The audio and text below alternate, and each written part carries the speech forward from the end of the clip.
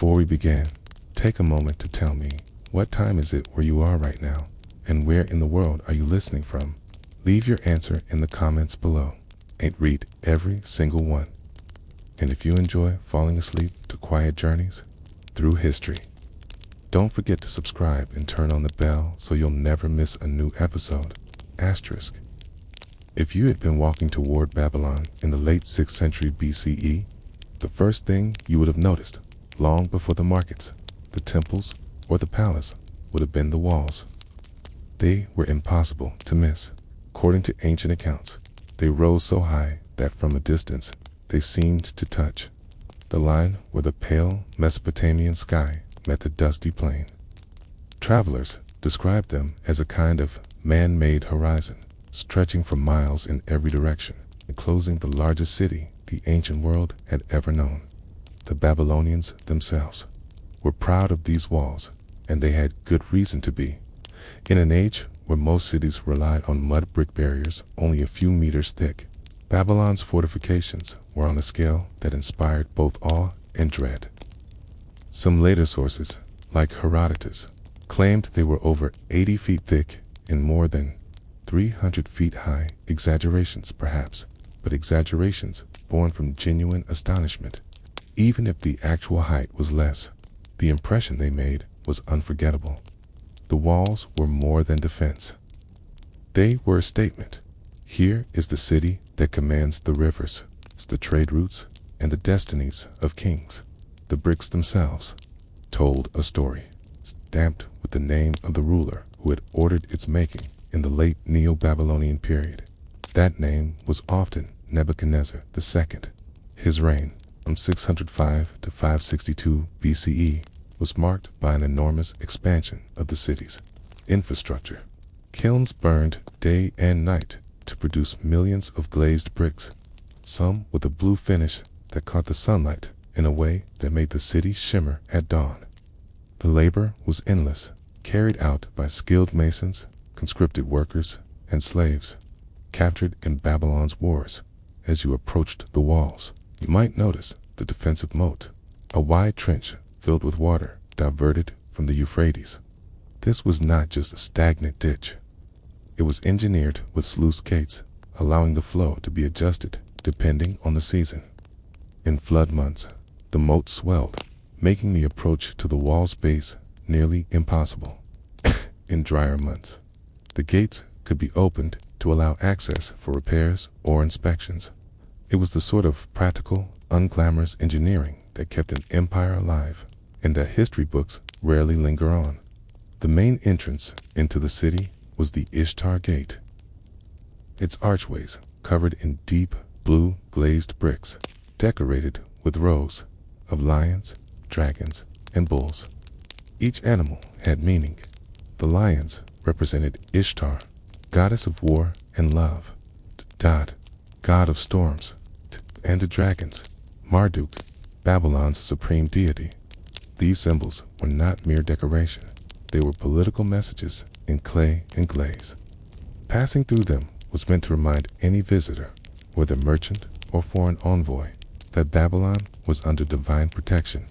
Yet, for all their grandeur, these walls carried within them the seeds of the empire's vulnerability. Building on such a scale required not only vast resources, but constant upkeep. Mesopotamian mud brick, no matter how well baked or glazed, suffered in the region's climate. Heavy rains in the winter months could erode the outer layers, requiring repairs before the next dry season baked the walls into brittle layers prone to cracking. The Babylonians employed an army of maintenance workers, often overlooked in grand histories, whose job was to patrol the fortifications, replace crumbling bricks, and ensure the gate's mechanisms did not seize from rust or sand. Life for these workers was repetitive and, for the most part, thankless. Their small huts were built near the inner edge of the wall, allowing them to respond quickly when damage was spotted. Pay was issued in rations, barley, dates, and occasionally a small measure of beer. They worked under the supervision of scribes, who recorded every brick replaced, every patch of wall reinforced. Clay tablets bearing these records have survived, offering us glimpses into the endless logistics behind the city's defenses.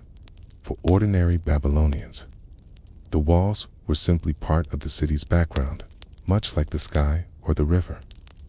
Children played in their shadow. Vendors set up stalls near the gates to catch the flow of travelers. Guards lounged in the shade during the hottest hours, spears resting against the brick. The walls were not just a military structure, they were a living part of the city's daily rhythm. But the very scale that made them a marvel also made them a challenge in times of crisis.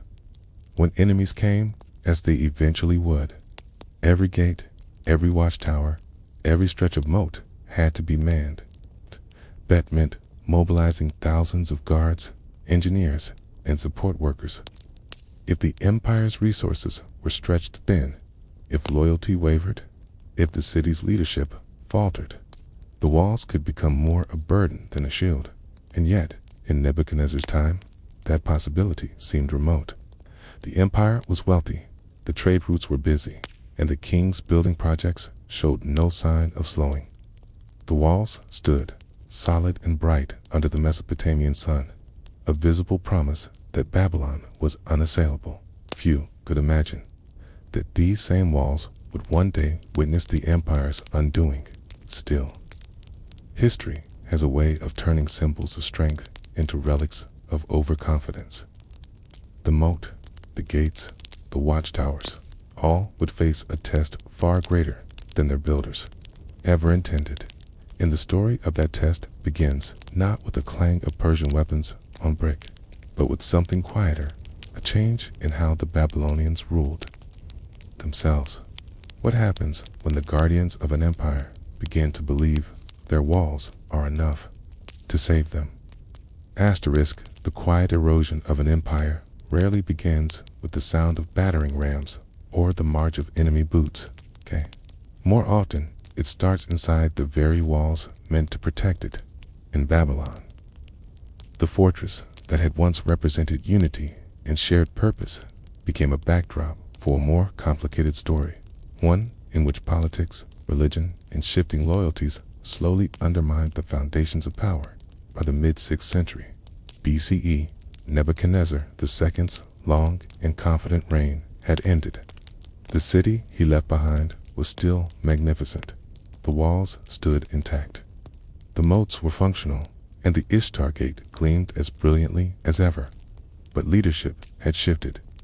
The crown now sat on the head of Nabonidus, a man whose reign would mark one of the most unusual chapters in Babylon's history.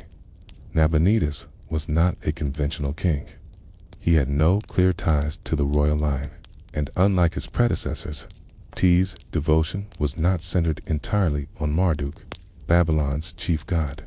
Instead, he favored the moon god Sin, whose primary temple was far to the north in Haran. To most Babylonians, this was not just a religious preference, it was a troubling sign. The empire's stability rested on a delicate balance between the monarchy and the powerful priesthood of Marduk's temple, the Esagila. By elevating another god above Marduk, Nabonidus risked alienating one of the city's most influential groups. His policies soon began to reflect his priorities. Temple funds were redirected, and rituals that had been central to Babylon's identity for centuries were either altered or neglected. The annual New Year festival, in which the king humbled himself before Marduk's statue to reaffirm his divine mandate, was disrupted. To outsiders, this might seem like a minor ceremonial matter, but to the priests and to much of the city's population, it was a breach of trust, a sign that the king was breaking the pact between ruler, gods, and people. Worse still, Nabonidus was often absent. Historical records, including inscriptions in the so-called Nabonidus Chronicle, suggest that he spent nearly a decade away from Babylon, residing in the distant desert city of Tama in what is now Saudi Arabia. The reasons remain debated. Some suggest he sought to secure trade routes. Others believe he was drawn to Tama's religious significance. Regardless, his long absence meant that the capital and the empire's vast defenses were left under the control of his son. Belshazar, asterisk, Belshazar. Remembered in later traditions for his fateful banquet, was not without capability, but his rule as regent lacked the authority and presence needed to command the loyalty of all Babylon's provinces. The city's garrisons remained manned, the walls maintained, but the unity that made those defenses formidable began to fray. In the archives, we find more tablets recording disputes over supplies, delayed wages for wall workers, and shortages in grain shipments to the guard posts. A wall is only as strong as the system that feeds and maintains it, and that system was showing cracks. Meanwhile, beyond Babylon's borders, a new power was rising. To the east, in the rugged lands of Persia, Cyrus II, known to history as Cyrus the Great, was uniting tribes, conquering rivals, and building an empire that valued swift, coordinated campaigns over the slow sieges of the past. His armies were disciplined and adaptable, his intelligence network extensive, and, perhaps most importantly, he understood the politics of the lands he sought to conquer. Asterisk. When news of Persia's victories reached Babylon, it might have seemed distant, just another report of unrest on the empire's fringe. But Cyrus's strategy was not simply to fight armies. It was to win cities before a single arrow was loosed. He made alliances with dissatisfied leaders, offered favorable terms to governors, and positioned himself as a liberator rather than a conqueror. For the priests of Marduk, alienated by Nabonidus's religious policies, this message held appeal. Inside Babylon, daily life continued much as it had for decades. Merchants still traded in the shadow of the walls, scribes still recorded transactions on clay tablets, and the river still flowed through the heart of the city. But there was a subtle change in the air, a sense that the walls, for all their height and thickness, could not protect the city from decisions made within. Even the maintenance crews, still patching eroded bricks and reinforcing the gates, heard the rumors. Some spoke of Persian spies moving freely among the traders, gathering information about the city's defenses. Others noted the arrival of new envoys whose loyalty seemed uncertain in times past. Babylon's rulers had relied on the sheer mass of the walls to deter attack, but Cyrus was not planning to test their strength head-on. Instead, he was studying the river, the Euphrates, lifeblood of the city, which flowed under the walls through fortified gates. To the Babylonians, this was a controlled and manageable feature, one they had engineered for both defense and daily needs. But in the hands of a strategist like Cyrus, the river could become a key. Even so, the Persians would need more than clever engineering to take Babylon. They would need an opening, and Nabonidus's strained relations with his own people were providing it. The question was not whether the walls could be breached, but whether the will to defend them was still intact. As autumn approached in 539 BCE, the Persian army began its advance toward the city. Scouts reported their movements, but there was no widespread panic. After all, Babylon's defenses had held against countless enemies before. The moat was full, the gates were strong, the walls as imposing as ever. But the true danger was not visible from the ramparts. It lay in the uncertain loyalties of those inside, in the quiet calculations being made by those who decided when and whether to close the gates. Could a city built to withstand any assault still fall without a single wall being toppled? Asterisk. The Persians did not arrive before Babylon like an army eager to batter its way through. They came instead like a tide, inevitable, deliberate, and difficult to measure until it was already upon you. By the time Cyrus's forces reached the outer defenses, the city's fate was, in many ways, already sealed. The plan they executed was unlike the prolonged sieges Babylon's walls had been built to withstand. Instead of assaulting the gates, Cyrus's engineers and soldiers focused on the Euphrates. Upstream from the city, they diverted the river into a series of channels and reservoirs, lowering its level until it no longer filled the protective moat nor fully covered the river gates beneath the walls. The Babylonians had never imagined that an enemy could or would change the course of the river itself. In theory, fortified river gates should have still been a defense. In practice, the guards posted there that night were not expecting an attack. Ancient accounts suggest that it was during a festival, possibly the Akitu, or another religious celebration, when many of the city's inhabitants, including its defenders, were preoccupied. The noise of music and the smell of roasted meat filled the air, drowning out any hint of danger approaching from the riverbed. Persian troops moved swiftly along the exposed river channel, slipping under the walls to the now accessible gates. Once inside, they spread through the streets, seizing key points without widespread fighting. The size of Babylon, which might have been an advantage in a direct battle, became a weakness here. Messages could not travel fast enough, and by the time parts of the city realized an enemy was inside, other sections were already under Persian control. For many Babylonians, the arrival of the Persians was not met with immediate resistance. The priesthood of Marduk, long at odds with Nabonidus, saw in Cyrus a chance to restore their traditional authority. Indeed, Cyrus would later claim in inscriptions that Marduk himself had called him to rule the city, portraying his conquest not as an invasion, but as a divine restoration. As for Nabonidus, he was captured without a major battle.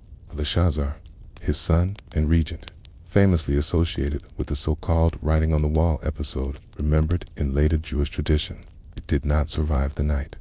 The exact details remain debated, but by the next morning, the royal line had been replaced.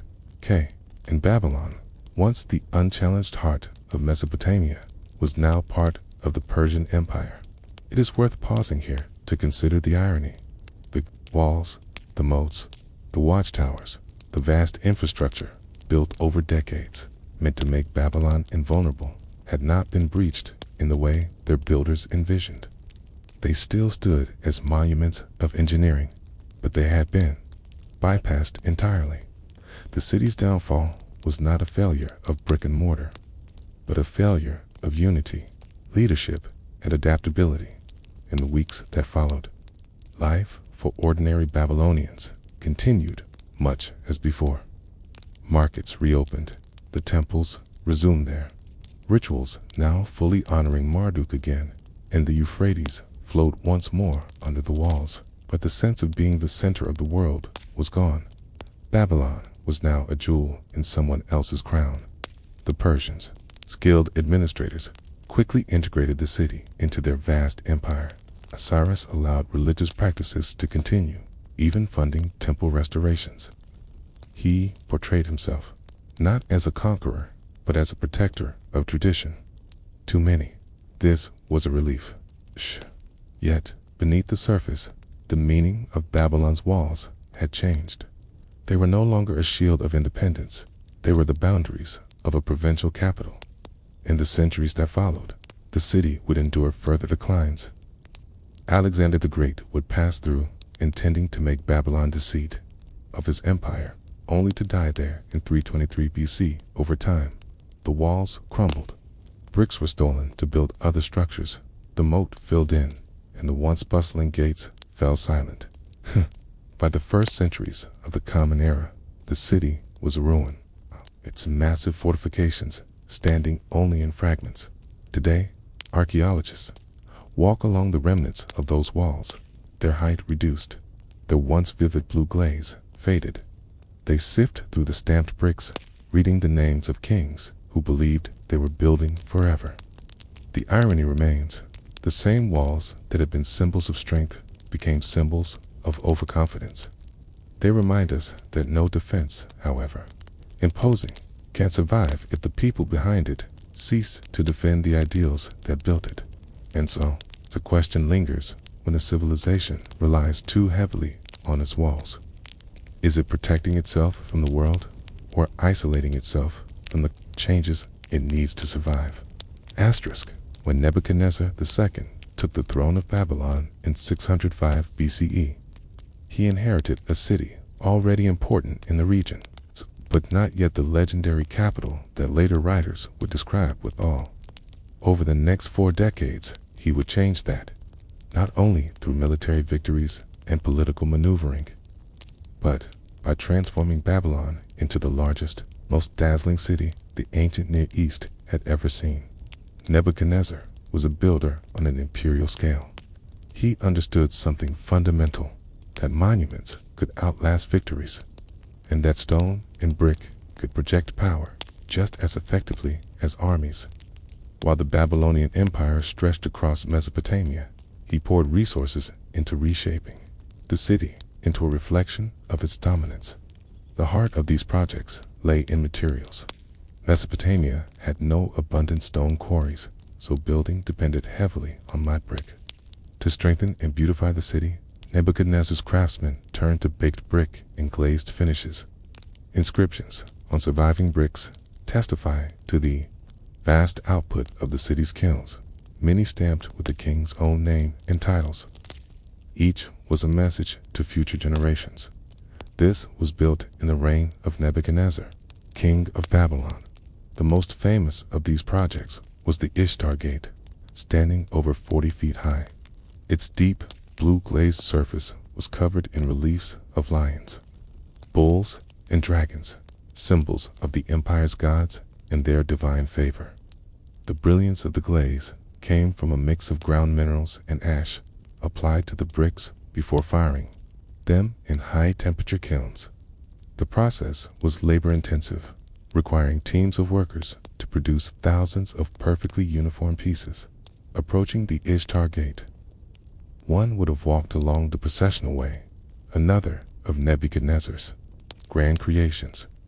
This wide, paved road stretched over half a mile, lined with walls decorated in more glazed brick reliefs. It was designed for ceremonial use, particularly during the New Year festival, when statues of the gods were paraded through the city for the people of Babylon. These processions were both a religious experience and a display of royal power, with the city itself serving as a stage. The most debated of his projects is the Hanging Gardens of Babylon, one of the 7 wonders of the ancient world. Ancient accounts describe them as a series of tiered terraces filled with exotic plants, watered by ingenious irrigation systems. Some historians now argue that the gardens may have been located elsewhere, perhaps in Nineveh, but whether or not they stood in Babylon, the legend reflects the scale of Nebuchadnezzar's ambitions.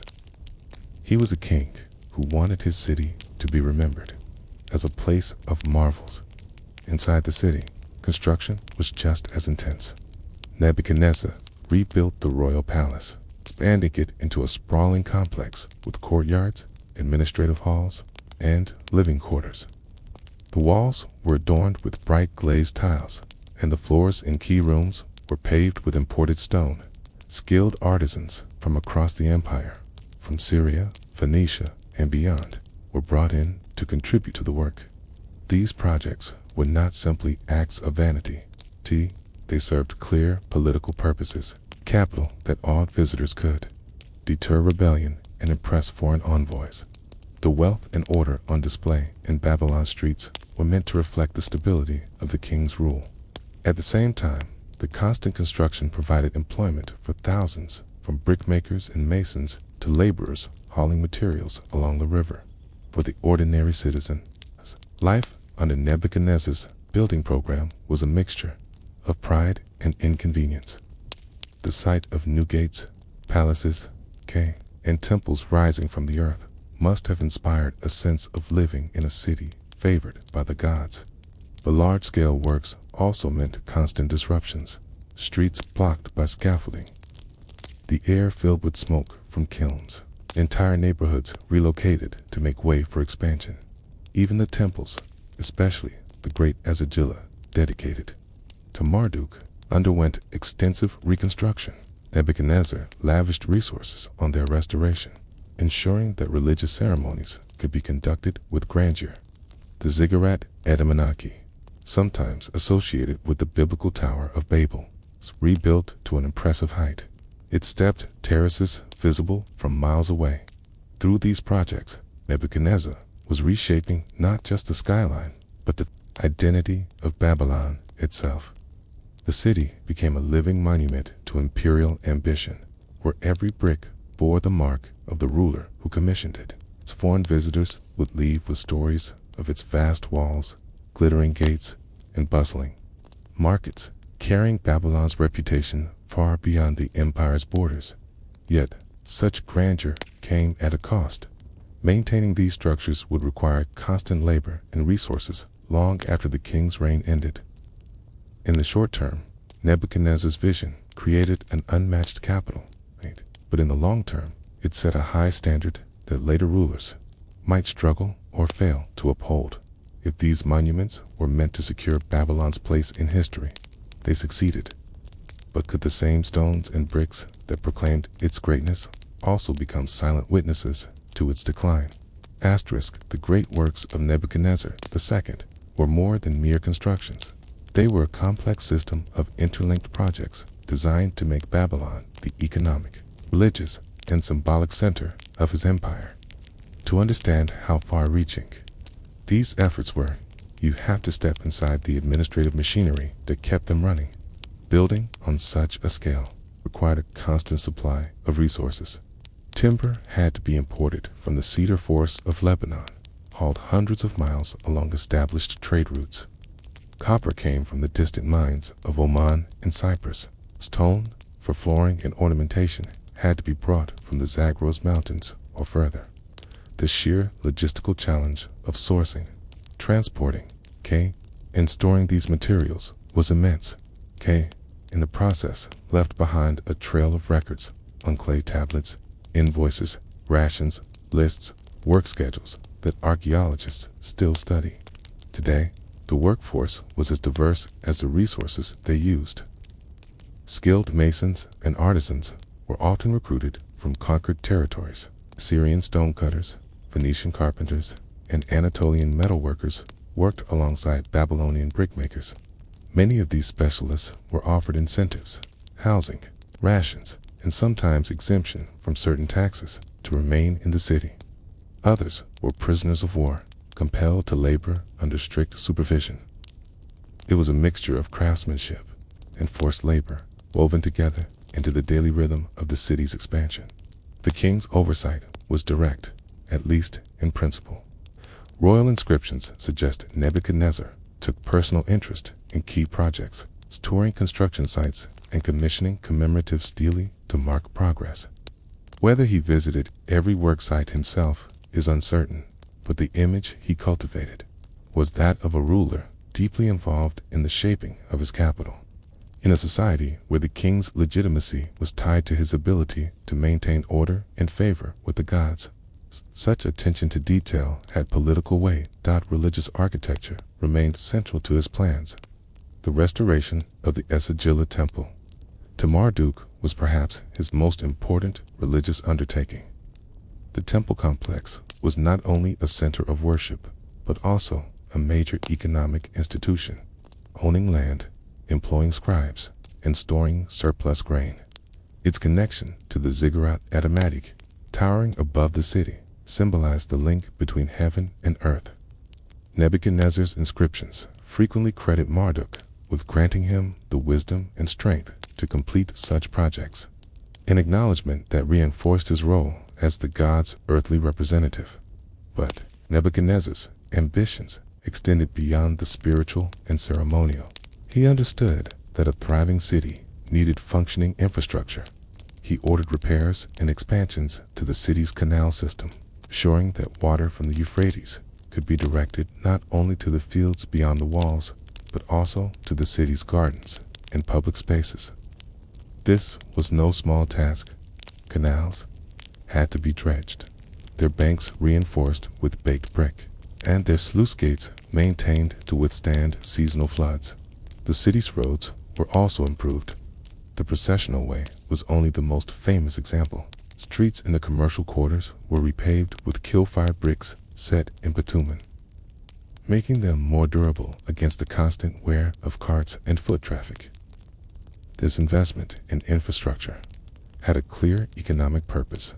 Smoother roads meant easier movement of goods from the gates to the markets, and from the markets to the river docks for export. The markets themselves flourished under his reign. Archaeological evidence and written records indicate that Babylon became a hub for goods from across the Near East, spices from Arabia, wool from the highlands, lapis lazuli from Afghanistan. The scale of trade fed the city's wealth, which, in turn, funded further construction. In this way, Nebuchadnezzar's projects and Babylon's prosperity formed a cycle, each reinforcing the other. The expansion of the royal palace was perhaps the most tangible symbol of the king's power within the city.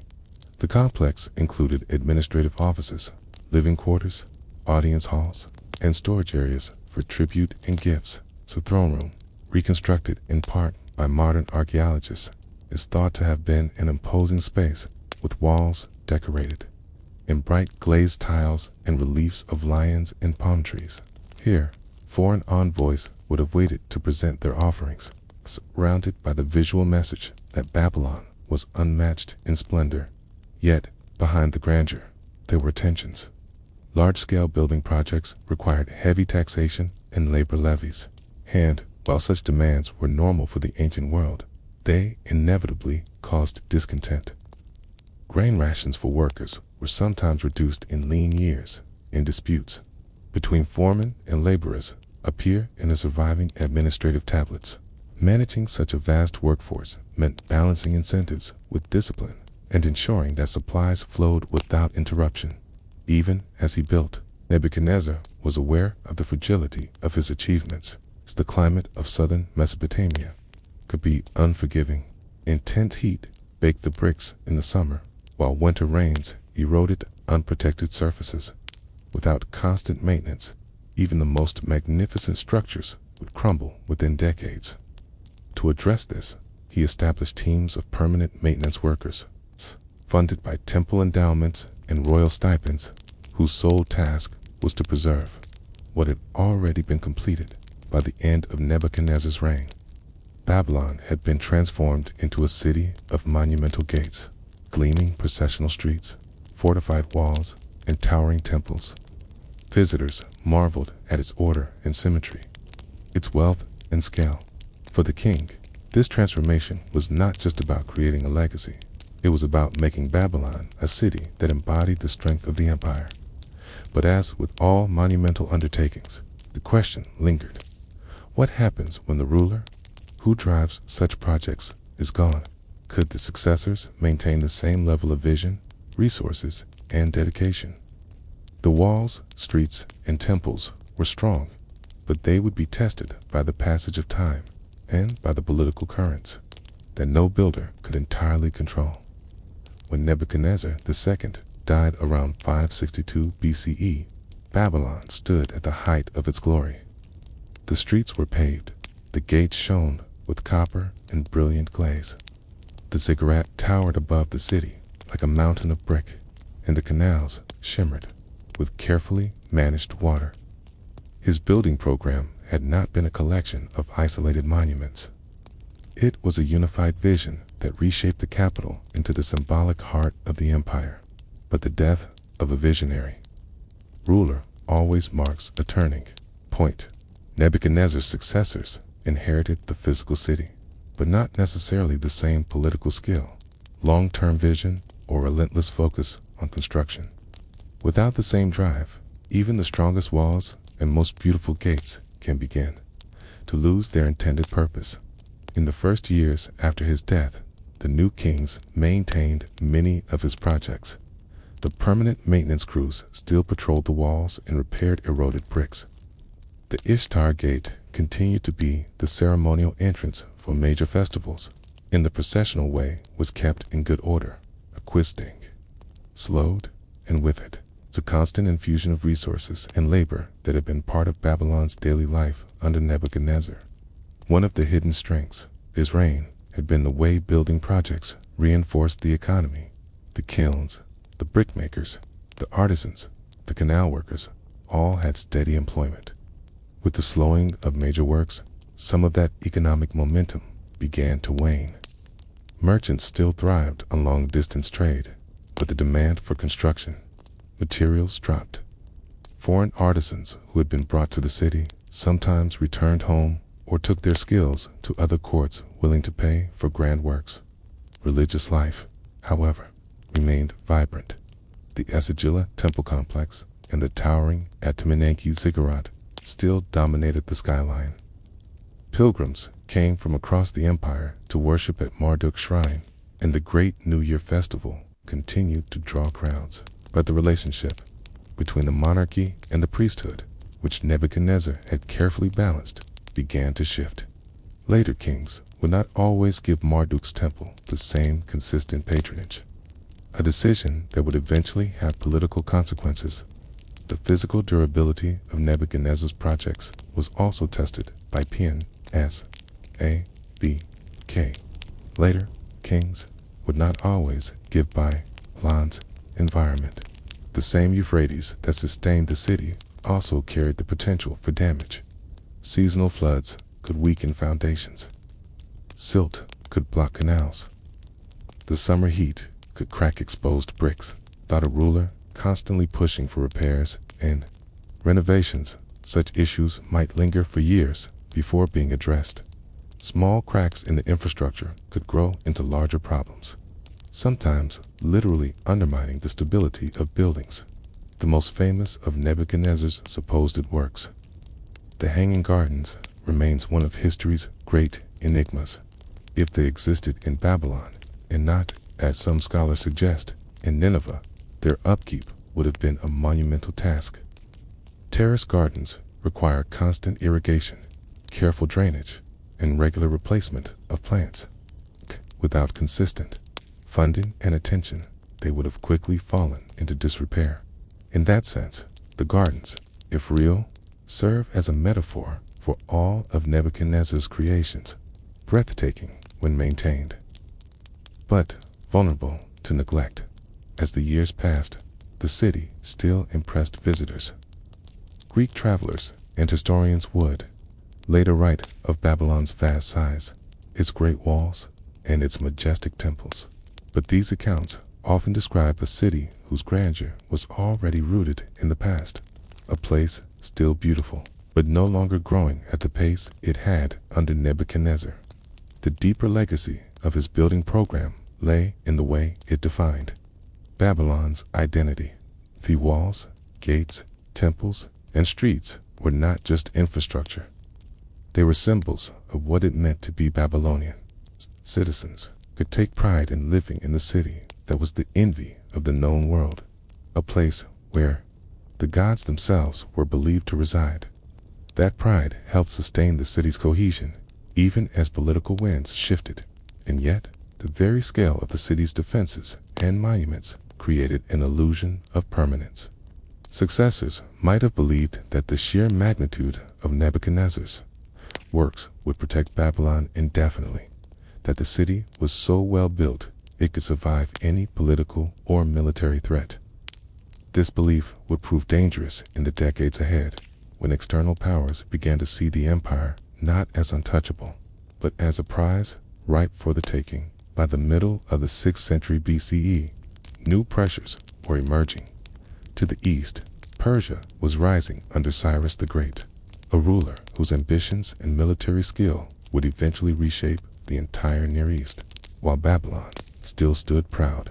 The conditions that had allowed Nebuchadnezzar's building program to flourish: a strong central authority, stable resources, public unity, were beginning to fray. The monuments remained, the bricks still bore his name, the Ishtar Gate still gleamed. But the pulse of construction had slowed, and with it, the energy that had once made Babylon a living testament to imperial power.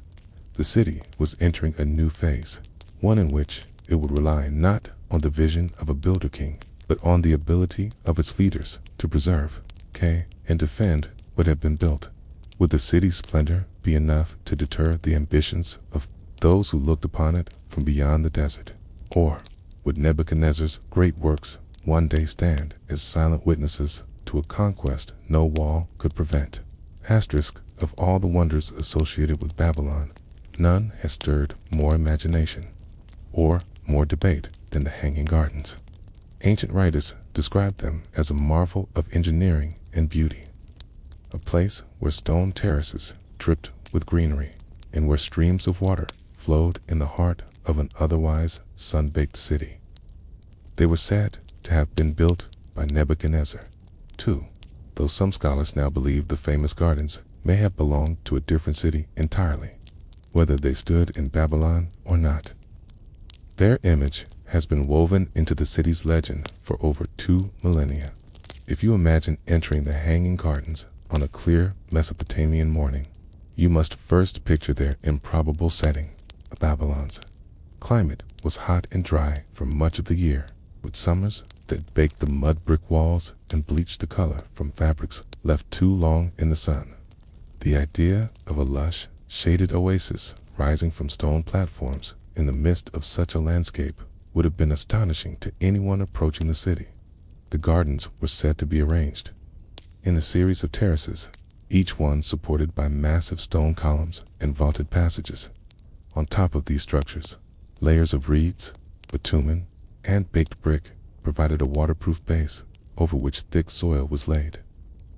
From this soil grew trees, flowering plants, and vines that cascaded down the walls, creating a living curtain of green. Water was the lifeblood of the gardens. Ancient accounts describe an ingenious irrigation system, possibly involving a chain pump or screw mechanism that lifted water from the Euphrates River up to the highest terrace. From there, it flowed downward through a network of channels, feeding each level in turn. In a land where water was precious, the sight of it streaming through gardens high above the ground would have been as impressive as the plants themselves. Daily life in and around the gardens must have been unlike any other part of the city. If these were indeed royal gardens, they would have served as a private retreat for the king, his family, and selected guests. The shaded walkways offered relief from the heat, while the air was cooled by the evaporation from flowing water. The scent of flowers and the rustling of leaves would have provided a sensory contrast to the bustling, dusty streets outside the palace walls. The plants themselves were likely chosen for both beauty and symbolism.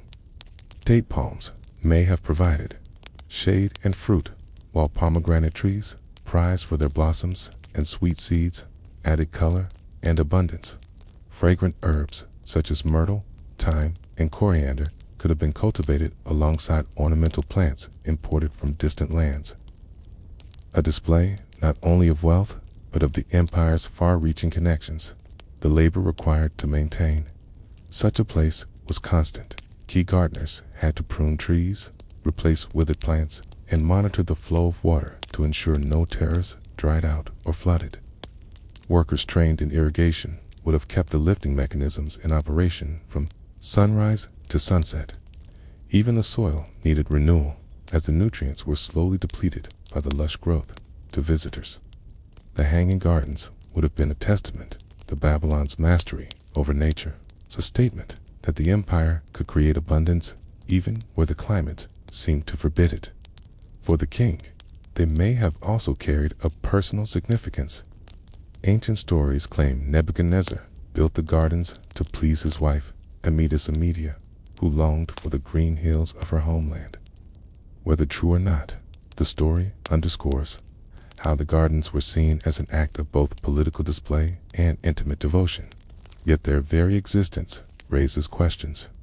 Babylon's lack of stone in local construction, the extraordinary engineering needed to raise and water the terraces, and the absence of clear Babylonian records about the gardens have led some historians to suggest they might actually have been built by the Assyrians in Nineveh.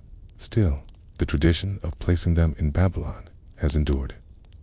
Perhaps because the city's reputation as a place of wonders seemed incomplete without them. If they stood where legend places them, the Hanging Gardens would have been visible from far across the plain, their greenery spilling over the walls like a fragment of another world. At sunrise, the first light would have caught the dew on the leaves, making them shimmer like glass beads. At dusk, the sound of water falling from terrace to terrace would have been a soft counterpoint to the calls of merchants closing their stalls, in the distant chanting from Babylon's temples. And, for those who lived within their shade, the gardens were more than just a spectacle. They were a rare space of quiet in a city of constant movement, a place where time seemed to slow, and where the relentless heat of the Mesopotamian sun was held at bay, at least for a little while. But how could such an extraordinary place be sustained in a city where water and labor were already in constant demand for survival? And could its splendor last beyond the reign of the king who built it? The Hanging Gardens, if they truly stood in Babylon, were not just an achievement of beauty. They were an achievement of organization. Unforgiving as southern Mesopotamia, every day had to follow an unbroken cycle of care, repair, and control. The engineering required for their survival was as much a wonder as the plants themselves. The lifeline of the gardens was water, drawn from the Euphrates. Ancient descriptions vary, but the most plausible reconstructions suggest a system of pulleys, chains, and buckets, or possibly an Archimedean screws centuries before its documented invention. Workers stationed along the river's edge would have operated these devices continuously, filling channels that carried water upward to the highest terrace. From there, gravity did the rest. The water flowed downward through a carefully designed network of channels, troughs, and clay pipes, feeding each level in sequence. Such a system could not be left to chance. The water had to be clean enough not to clog the channels with silt, and its distribution had to be adjusted seasonally. Too much flow could wash away soil or drown roots. Too little, and plants would wither under the Mesopotamian sun. The irrigation crew likely included specialists trained in hydraulics, working under the supervision of an overseer who reported directly to the palace. Maintaining the garden's plant life required more than water. Soil had to be brought in from fertile areas beyond the city, possibly mixed with organic matter to retain moisture. This meant an ongoing logistical effort, carts loaded with earth passing through the palace gates, workers hauling it up ramps or lifts to replenish the terraces. Seeds, cuttings, and saplings had to be sourced from across the empire, each chosen for its resilience, beauty, or symbolic value. Daily work began early, before the heat became oppressive. Gardeners would prune trees to encourage growth, remove dead leaves, and tend to flowering plants. Fruit-bearing trees, such as date palms, figs, and pomegranates, required careful harvesting to avoid damaging the plants. Vines had to be trained along trellises, their tendrils coaxed into creating the cascading effect that made the gardens appear as if they were spilling into the city below. The variety of plants might have been more than ornamental. Some could have been chosen for medicinal purposes, with palace physicians collecting herbs and roots from the terraces. Others may have been used in temple offerings, fragrant flowers for rituals, dates, and pomegranates for sacred feasts. This blending of beauty, utility, and religion was typical of royal gardens in the ancient world. For the royal household, the gardens were a retreat, a place where audiences could be held in shaded pavilions, where banquets could unfold amid the scent of jasmine and the sound of water. Foreign envoys might be led along the terraces as a subtle demonstration of Babylon's wealth and ingenuity. To stand in a place where water ran uphill and greenery flourished above the rooftops was to stand in proof of the king's ability to command nature itself. The visual impact of the gardens on the surrounding city would have been profound. From the processional way or the palace forecourt, citizens might catch glimpses of palm fronds and flowering branches rising above the outer walls. The sight would have been a reminder, visible even to those excluded from entering, that their city was unlike any other. Its ruler, capable of bending the limits of their environment. But such magnificence came at a cost. Every laborer in The gardens was a laborer, not working the fields or the city's walls. Every jar of water lifted to the terraces was water not flowing into the irrigation channels for crops. Okay? In times of abundance, this trade-off might have been accepted easily. In times of drought or political instability, the gardens could have been seen as a drain on vital resources. This tension may help explain why no definitive Babylonian records of the gardens survive. Royal inscriptions boast of Nebuchadnezzar's walls, gates, and temples, but they make no explicit mention of a monumental terraced garden. If it existed, it might have been considered a private or even politically delicate project, too opulent to be advertised in a city where public works were expected to serve both gods and people.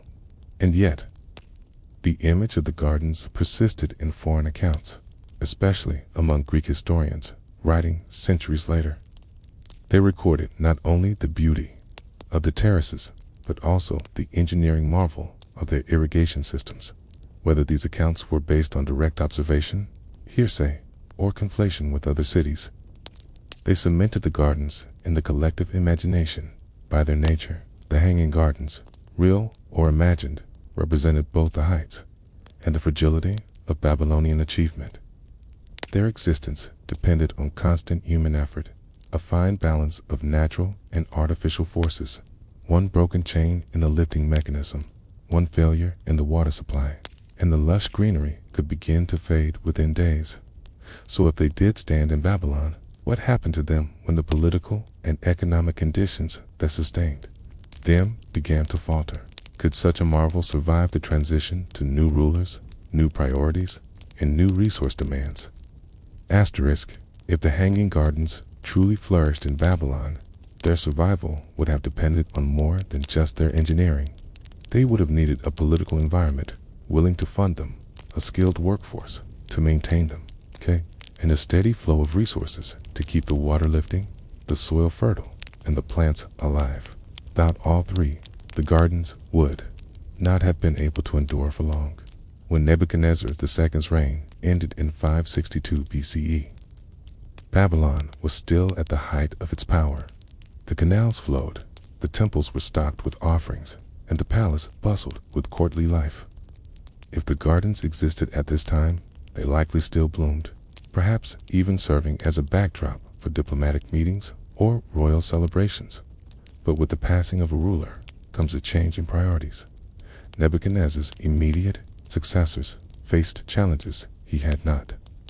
Internal politics shifted, the loyalty of provinces was tested, and resources were increasingly needed for defense, rather than luxury.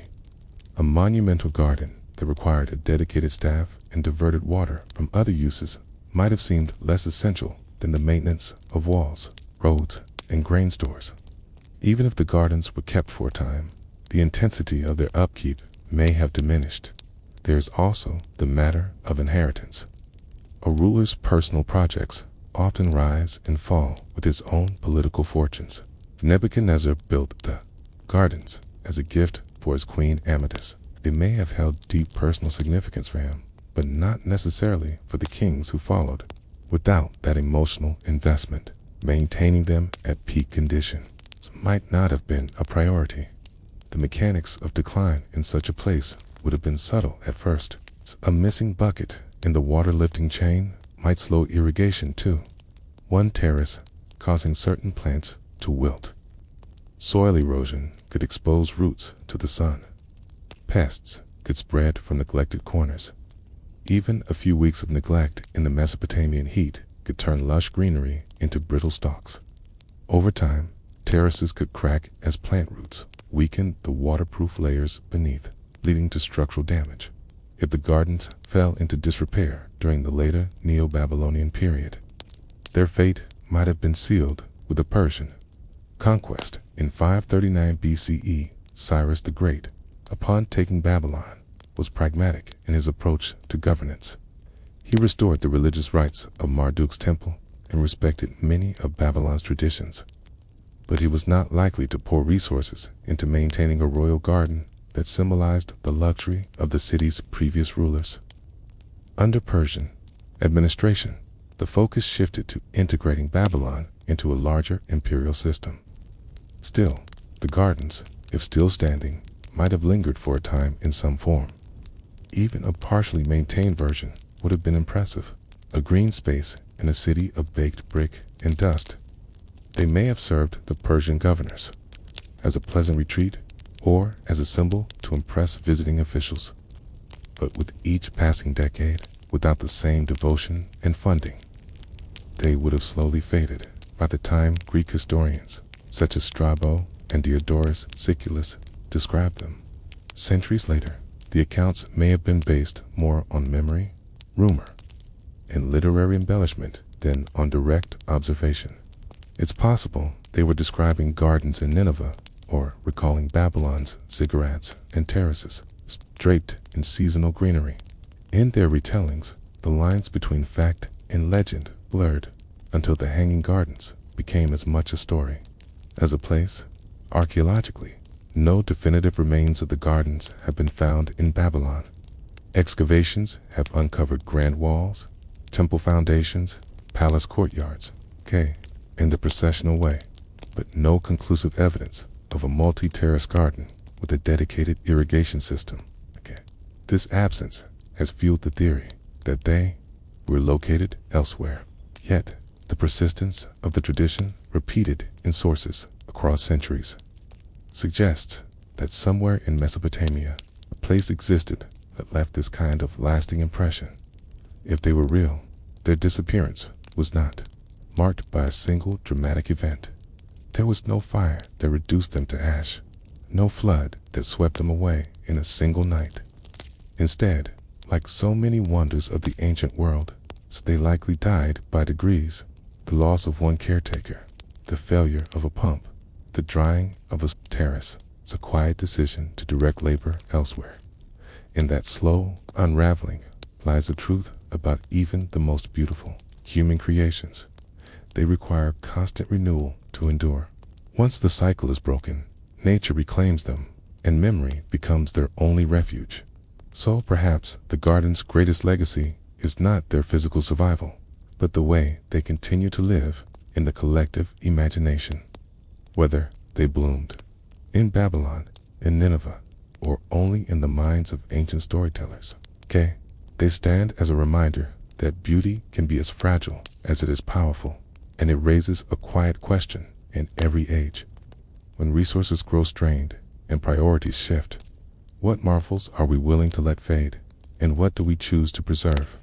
If the walls of Babylon were its strength, in the Hanging Gardens its beauty, then the city's bureaucracy was its invisible skeleton. Without the quiet, relentless work of scribes, accountants, and archivists, the empire's grandeur could not have been sustained for even a single season in the modern mind. Ancient empires often seem to run on the decisions of kings and the movements of armies. But in Babylon, as in many great civilizations, it was the written record that kept society functioning. Orders from the king meant nothing unless they were recorded, sealed, and dispatched. Tax demands could not be enforced without tallies of grain and silver. Canal repairs would never begin without an inventory of tools, laborers, and materials, each one written down in precise cuneiform on wet clay tablets. Cuneiform, by the Neo-Babylonian period, was already more than 2,000 years old. Written with a reed stylus pressed into clay, it was a script that allowed for dizzying levels of detail. Babylonian scribes could record not just names and numbers, but complex legal clauses, agricultural data, and even astronomical calculations. A single day's work in the palace archives might produce dozens of tablets, each to be dried, filed, and stored for reference. The empire's bureaucracy was a vast network, stretching from the capital to the most remote provinces. Local officials sent reports to regional governors, who in turn forwarded condensed versions to Babylon. These reports covered everything from crop yields to livestock births, from temple donations to incidents of theft or unrest. Every shipment of goods, every caravan passing through the gates, was logged somewhere in this web of record keeping. within the city itself. Whole districts were given over to administrative offices. The Temple of Marduk, the Isagella, is not only a religious center, but also a financial institution, managing estates, collecting rents, and funding public works. Its scribes recorded the offerings of wealthy patrons, tracked the distribution of temple-owned grain, and kept ledgers of loans made to farmers or merchants. In some cases, these temple records were as detailed as any modern accounting book. The physical spaces where this paperwork lived were not grand halls, but crowded storerooms lined with shelves of clay tablets. Scribes' work area was small and sparse. A low bench, a basket of clay balls ready to be shaped into tablets, and a reed stylus worn smooth from use. The air in these rooms was often warm and heavy, with the smell of damp clay, as fresh tablets dried in the sun or near low fires. Becoming a scribe was not an accident. Kid required years of training, often beginning in childhood. Students learned hundreds of cuneiform signs practiced by copying out proverbs and legal formulas, and were drilled in the precise arithmetic needed for trade and taxation. It was a career of both prestige and monotony. A scribe could wield influence simply by controlling the flow of information. Yet most of his days were spent repeating the same formats and lists for the ordinary Babylonian. The bureaucracy could feel distant and impersonal. Taxes were collected in the form of grain, livestock, or silver, and failure to pay could mean seizure of property or forced labor. Land disputes were settled by reference to old tablets, some decades or even centuries old. A merchant might wait days for the right scribe to process a shipment at the city gates. The system was powerful, but it was also slow, bound by the weight of its own meticulousness. Still, the bureaucracy's reach was absolute. Even the king could not simply order a new canal dug or a temple expanded without triggering a cascade of paperwork. Surveys, resource inventories, labor assignments, timetables. The very complexity that made the system slow also made it resilient. Orders were checked, rechecked, and preserved in multiple copies. This redundancy meant that Babylon could recover from disruptions, floods, famines, even political upheavals, because its administrative memory was preserved in clay dot, and that clay memory is one of the reasons we know so much about Babylon. Today, archaeologists have uncovered thousands of tablets from the Neo-Babylonian period, many in perfect condition. They are receipts, contracts, tax lists, astronomical observations, court records, the mundane details of an empire's daily life. In their dryness lies a vivid picture of how the city worked. But what happens when the system becomes too heavy for the society it supports? When the number of scribes and the volume of records grows so large that they begin to slow decision-making, or when the bureaucracy serves itself more than the people it governs. Asterisk, the slow, deliberate machinery of Babylon's bureaucracy was both its strength and its potential downfall. In times of stability, the city's scribes ensured that resources were carefully managed, laws were consistently applied, and no part of the empire was forgotten. But as the years passed, the system grew heavier, more intricate, and increasingly difficult to move. One of the best illustrations of this complexity can be found in the way taxes were assessed and collected. In the Neo-Babylonian period, taxation was not a single yearly payment, but a layered system of obligations. Farmers owed grain from their harvests, shepherds contributed wool or livestock, and merchants paid tariffs on goods entering and leaving the city. Each category had its own set of scribes, its own ledgers, and its own enforcement officers. A caravan bringing copper from Oman might be recorded by at least 3 separate offices before its cargo ever reached the marketplace. All of this was preserved in clay. Every tax receipt was pressed with the seal of an official and stored in a tablet archive. Larger institutions, like the Temple of Marduk, maintained entire wings of their complexes for storing these documents. Some were neatly labeled and stacked by year and category. Others, especially in times of political turmoil, ended up in chaotic heaps that future scribes would have to sort through before finding what they needed. The process was equally elaborate for land ownership. Every plot of land, whether a palace estate, a temple field, or a private farm, was registered in the city's archives. Transfers of ownership were recorded in duplicate or triplicate, with witnesses, names, and seals affixed. Even minor disputes, like a boundary stone shifted after a flood, could result in weeks of paperwork. Parties would travel into the city, wait in crowded halls, and plead their case before scribes who might need to consult tablets decades old to confirm the original boundaries. Asterisk. For the scribes themselves, this was work that required both skill and patience. It could take an entire morning just to retrieve one set of related records, compare them with a testimony given, and prepare a new tablet to finalize a ruling. Errors were costly, as an incorrectly recorded figure or misread seal could spark further disputes. In this sense, the bureaucracy functioned a little like a legal fortress, difficult to bypass, but equally slow to navigate. The system extended into every corner of daily life. When a shipment of barley arrived from the countryside, a scribe documented not just the weight, but the name of the supplier, the condition of the grain, and the exact date it was received. If the grain was destined for the palace or temple rations, another scribe recorded its distribution, listing each recipient's allotment. When tools were issued to workers repairing a canal, their names were recorded alongside the number and type of tools, and later, an accounting was done to ensure each item was returned. Such thoroughness had clear benefits, reduced theft, held officials accountable, and allowed the city to plan ahead with remarkable accuracy. Babylon could prepare for drought by calculating grain storage capacity years in advance, or allocate labor for building projects without risking food shortages. But the very precision that made the system so effective in stable times could also make it inflexible.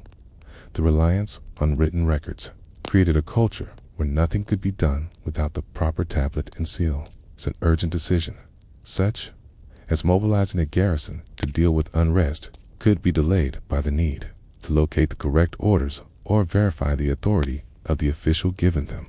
Even the king's decrees were expected to pass through official channels, complete with recorded acknowledgments from each level of the hierarchy. This rigidity could frustrate ordinary citizens.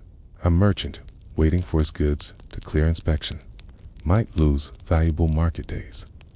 A farmer whose land dispute dragged on for weeks might miss the planting season. Over time, such delays could erode trust in the system, particularly if citizens believed that wealthier or better connected individuals could expedite their cases by influencing officials. Despite these flaws, the bureaucracy's reach was unmatched in the ancient world. Its records allowed Babylon to govern a diverse empire, enforce consistent laws, and manage resources across vast distances. But as the demands on the system grew, with more provinces, more taxes, more public works, the administrative load became heavier. Scribes were added, archives expanded, and the number of documents multiplied. But the basic structure of the system remained the same. In this way, Babylon's bureaucracy mirrored the city's monumental walls. Both were designed to protect and preserve the empire. Both required constant maintenance, and both could, under the wrong conditions, become obstacles rather than assets. The question for Babylon was simple but urgent. Could its administrative system adapt to a changing political and economic landscape, or would the weight of its own records eventually slow the empire to the point of vulnerability? Asterisk. In the final century of Babylon's independence, its bureaucracy had become an intricate web, an impressive feat of organization, but one that could entangle itself. To an outsider, it might have looked like the ultimate sign of a stable empire, records stretching back generations, archives so vast they could tell the story of a single field's harvests for 50 years, and officials in every corner of the realm trained to keep the machine running. But within that very strength lay the seeds of stagnation. For the most part, the system continued to function because its workers believed in its order. Scribes were proud of their craft, seeing themselves as guardians of the city's memory. Junior apprentices aspired to earn the right to carry an official seal, while senior scribes enjoyed a quiet authority that even military officers respected. Their clay tablets could decide disputes, legitimize ownership, or authorize the movement of thousands of rations. The bureaucracy was the heartbeat of the city, slow, steady, dependable. But when the pace of history quickened, the system struggled to keep up. The Persian threat in the east was not like the small border skirmishes Babylon had faced before. It was a rising empire that moved swiftly, adapting its strategies as it advanced. The Persian administrative style was leaner, relying on trusted governors and direct orders rather than layered record checking at every stage. In contrast, Babylon's system often required multiple approvals before action could be taken. A delay that cured peacetime meant accuracy, but in wartime could mean missed opportunities. The archives themselves told a story of the city's priorities. Archaeologists have found detailed ration lists for temple staff, elaborate inventories of building materials for Nebuchadnezzar's projects, and meticulously kept tax records from far-off provinces. But fewer documents survive that suggest rapid response planning for military emergencies. Babylon was prepared to measure and distribute its wealth with precision, but less prepared to react to threats that unfolded faster than the ink or, in this case, the clay could dry at the street level. The bureaucracy's influence touched every aspect of life. A farmer transporting grain into the city had to pass through multiple checkpoints where scribes recorded his cargo, its origin, and its intended destination. Even religious rituals were subject to record keeping. Temple offerings were counted, weighed, and documented before being presented to the gods. For ordinary Babylonians, the state was less a matter of soldiers or royal proclamations, and more a matter of the daily encounters with these keepers of clay and sealed. In this environment, personal connections could matter as much as formal process. While the system was designed to be impartial, there is evidence that influential families and wealthy merchants could have their petitions processed faster or their disputes resolved in their favor. For those without such connections, navigating the bureaucracy could be exhausting, requiring days or weeks away from home or field just to have a case heard.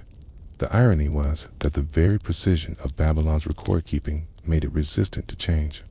To modify the system meant retraining scribes, altering legal formulas, and restructuring archives, all costly, time-consuming tasks that rulers were reluctant to undertake, especially when the system appeared to work. But working, in the sense of recording the past, was different from working in the sense of shaping the future. By the reign of Nabonidus, the last king before the Persian conquest, the bureaucracy was still producing mountains of tablets. Grain was still being counted, labor quotas still tallied, and provincial reports still arriving in the capital. But the kingdom's political unity was weakening. Its leadership was distracted. Nabonidus himself spending long years away in Timah, leaving his son Belshazzar in charge. Without strong central oversight, the administrative machine continued to turn, but not always in harmony with the kingdom's needs. When Cyrus the Great and his Persian forces approached in 539 BCE, the bureaucracy recorded the preparations.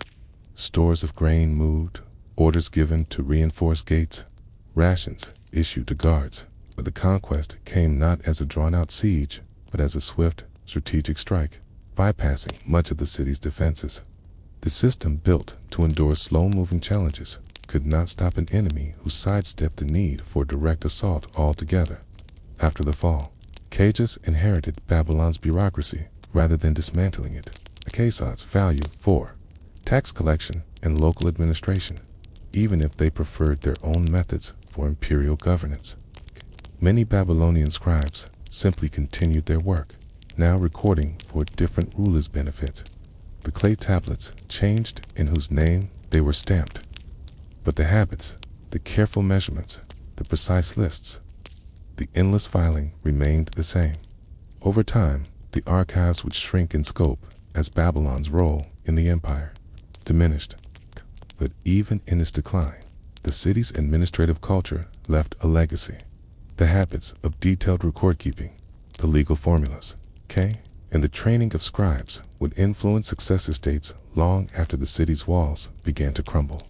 In the end, Babylon's bureaucracy was both a triumph and a cautionary tale, proof that an empire can be organized with extraordinary precision. It still falls because that precision cannot adapt to the pace of change. And it leaves us with a question that echoes far beyond ancient Mesopotamia. When a system becomes more committed to preserving its processes than to responding to its realities, can it survive the moment when history demands it move faster? If Babylon's walls guarded the city and its bureaucracy organized it, the markets along the Euphrates gave it life. Day after day, from the first light of dawn until the shadows stretched across the processional way, the movement of goods and people shaped the rhythm of the city. In these markets, the wealth of an empire passed from hand to hand: silver, spices, cloth, animals, and, above all, grain. Grain was the foundation of Babylon's economy. The fertile floodplains along the Euphrates and its network of canals allowed the city to feed not only its own population, but also to trade surplus supplies to regions where harvests were less reliable. Barley was the dominant crop, used to make bread, porridge, and beer. Wheat was also grown, though in smaller quantities, prized for finer bread. Dates, too, were a staple, eaten fresh or pressed into cakes that could be stored for months. The river was the city's great artery. Boats laden with sacks of barley floated downstream from agricultural estates, while others pushed upstream against the current, carrying imported goods from distant lands. At the quays, dock workers unloaded cargo under the watchful eye of scribes, who noted the amounts and origins of each shipment. For grain, this meant weighing the sacks, inspecting for spoilage, and recording which fields or estates had produced the load. From the docks, grain moved into the hands of merchants or directly into public storage. Large state and temple granaries were scattered throughout the city, their thick mud brick walls designed to keep the interior cool and dry. These storage facilities were a safeguard against famine, filled after good harvests, drawn upon during lean years. Access was tightly controlled. Only authorized scribes and overseers could open the sealed storerooms. Markets themselves were organized spaces, though they might have looked chaotic to an outsider. Stalls for grain and other staples were grouped together, while other sections were reserved for textiles, pottery, metals, and livestock. This order was not just for convenience, it also made tax collection easier. Merchants paid fees for their stalls, and inspectors patrolled the markets to ensure weights and measures were honest. The grain trade attracted all kinds of people. Wealthy merchants might own fleets of riverboats and deal in bulk shipments across the empire. Small-scale traders bought and sold a few sacks at a time, making their profits on quick turnover. Farmers from nearby villages brought in their surplus after setting aside enough for their families. Even laborers sometimes traded grain as a form of currency, exchanging their wages in kind for goods they could not otherwise afford. The price of grain was closely watched. Seasonal changes, river levels, and political events could all influence supply and demand.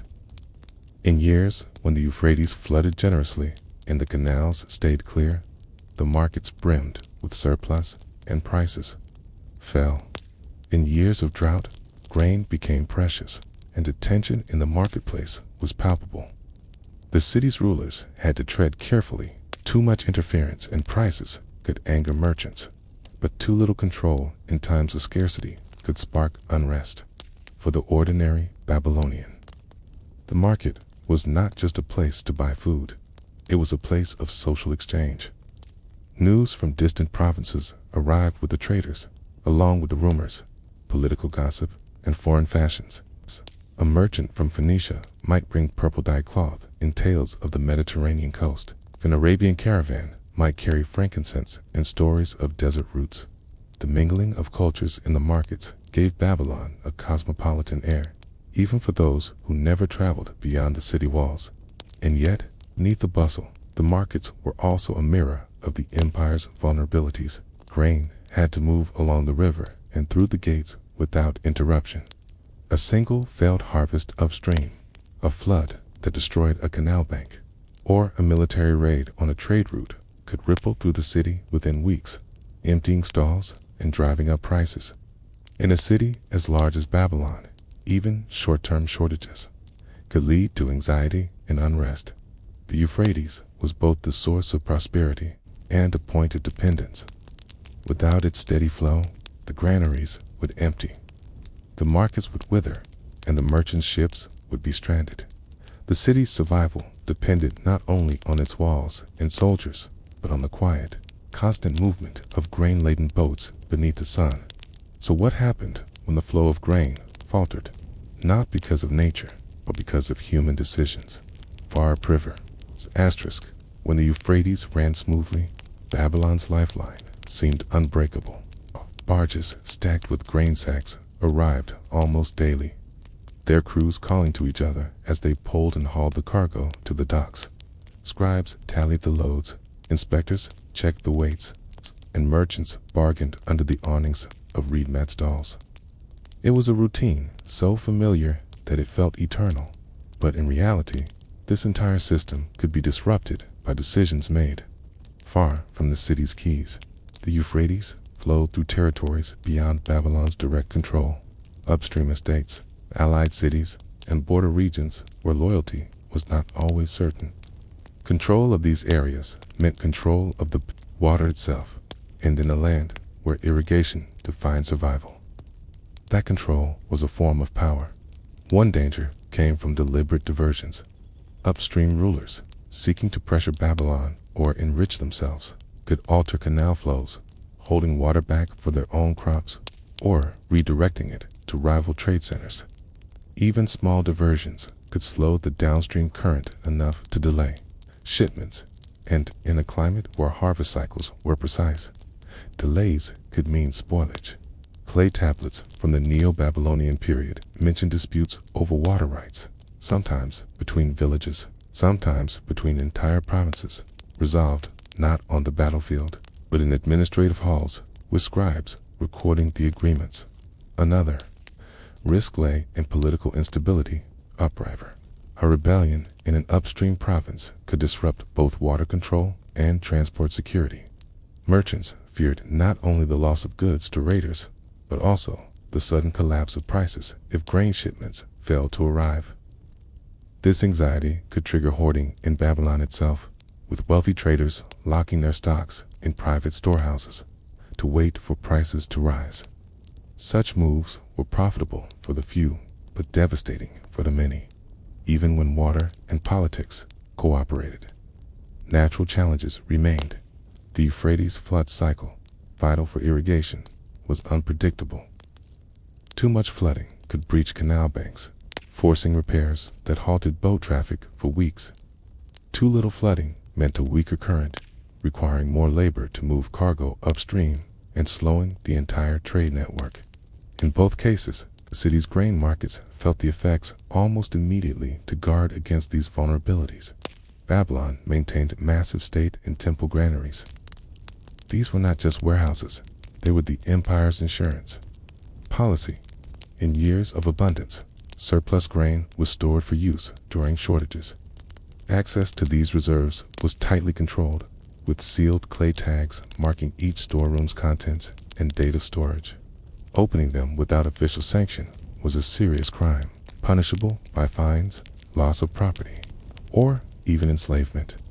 The release of grain from these reserves was as much a political act as an economic one. Kings could earn public gratitude by ordering the distribution of low-cost or free grain during lean years, especially at major festivals when the act carried symbolic weight. Conversely, withholding grain could pressure disloyal regions or force merchants to align with royal policies in the markets. This tension between abundance and scarcity was always present, even when the stalls were full. Grain sellers watched the river as closely as the farmers did, noting the arrival times of boats, the size of shipments, and any signs of delay. News from Apra there, a smaller than expected harvest, a damaged canal, could cause subtle but immediate shifts in pricing. Sellers adjusted to protect their profits. Merchants dealing in bulk shipments developed strategies to mitigate these risks. Some diversified their goods, trading not only in grain but also in dates, wool, or copper, so that a poor harvest in one sector would not ruin them entirely. Others established relationships with multiple suppliers across different regions, ensuring that if one source failed, another could fill the gap. These were not casual arrangements. They were secured by contracts etched into clay, witnessed, sealed, and stored in archives for years.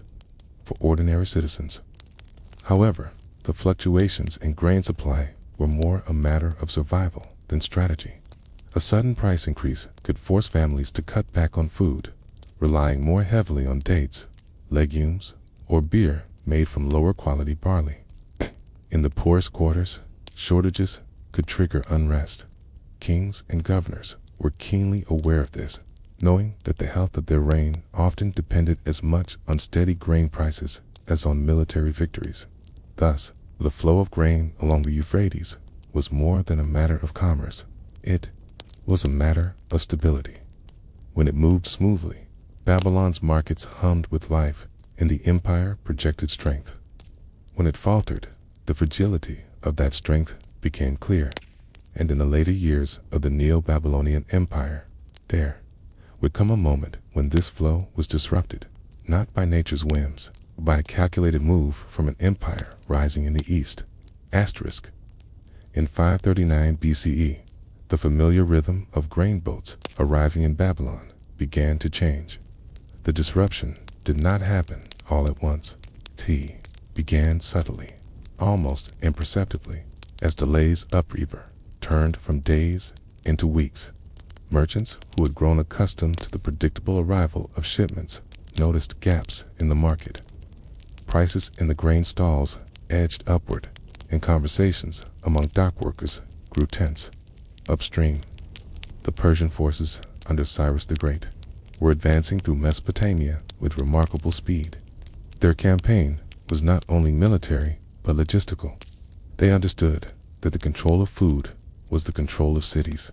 Securing the river routes and their surrounding farmland meant that Babylon's lifeline could be constricted before the city even saw an enemy soldier.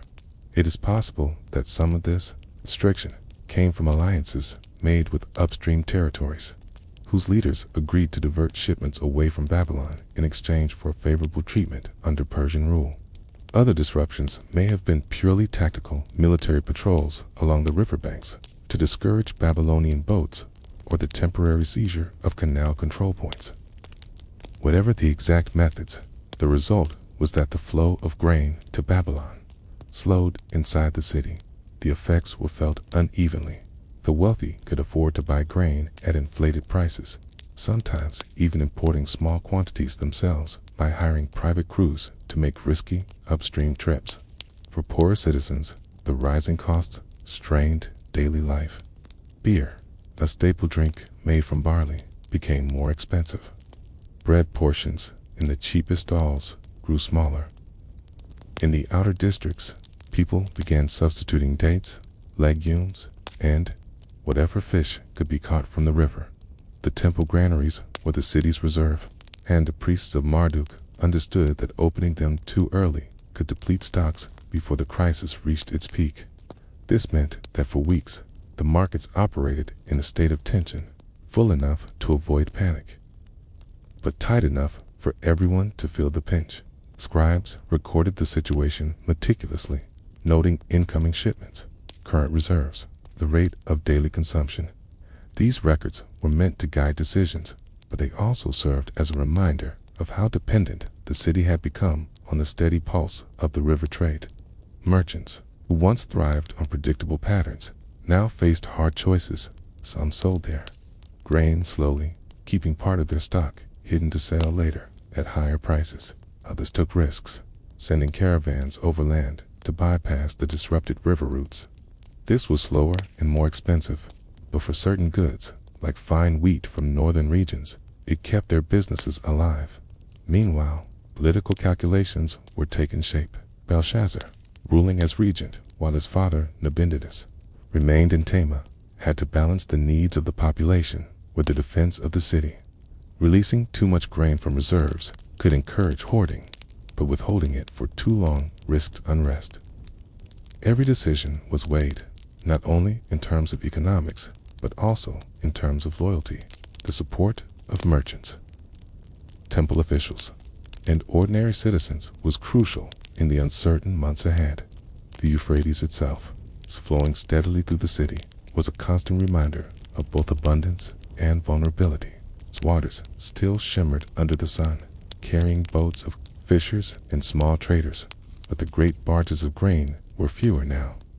Rumors circulated that the Persians were studying the river, learning its channels, cabs even preparing to use it against Babylon in ways no one had seen before.